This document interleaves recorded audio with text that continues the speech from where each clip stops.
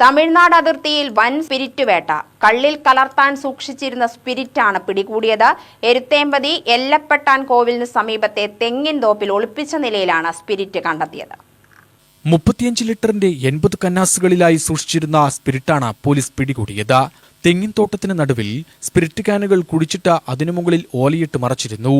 തെങ്ങിൻ തോട്ടത്തിലെ ജീവനക്കാരനായ കള്ളിയമ്പാറ സ്വദേശി എ സെന്തിലിനെ സംഭവവുമായി ബന്ധപ്പെട്ട പോലീസ് പിടികൂടിയിട്ടുണ്ട്. കള്ളിൽ കലർത്താനാവശ്യമായ 2 ചാക്ക് പൗഡറും പേസ്റ്റും സമീപത്തെ ഷെഡിൽ സൂക്ഷിച്ച നിലയിൽ കണ്ടെടുത്തു. കള്ളിന്റെ വീര്യം കൂട്ടാൻ കലർത്താൻ സൂക്ഷിച്ചിരുന്നവയാണ് ഇതെന്ന് പോലീസ് പറഞ്ഞു.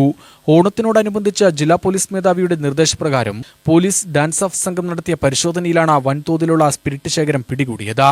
സമീപകാലത്ത് ചിറ്റൂർ മേഖലയിൽ നടന്ന ഏറ്റവും വലിയ സ്പിരിറ്റ് വേട്ടയാണിതെന്ന് പോലീസ് പറഞ്ഞു.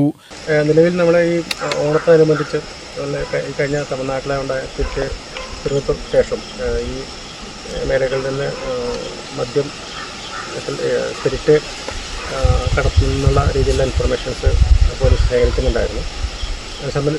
വിവരങ്ങൾ ശേഖരിച്ച് ഡാൻസ് ഓഫ് ടീം ദിവസങ്ങളോളം ഇതുമായി ബന്ധപ്പെട്ട ഇൻഫർമേഷൻ കളക്ട് ചെയ്ത് വർക്ക് ചെയ്യുന്നുണ്ടായിരുന്നു.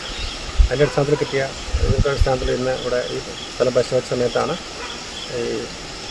ഈ പറമ്പിൽ സ്ഥലങ്ങളിലായിട്ട് തെങ്ങ് പട്ടിനടിയിലായിട്ടും കുഴികളിലൊക്കെ ആയിട്ടും കൊടുക്കച്ച രീതിയിലും മറ്റും 35 ലിറ്റർ കപ്പാസിറ്റിയുള്ള കന്നാസുകളിൽ സ്പിരിറ്റ് സൂക്ഷിച്ചായിട്ട് മനസ്സിലായിട്ടുള്ളത്. അത് കൃത്യമായിട്ട് അത്ര കണക്കാണ് നോക്കി ഏകദേശം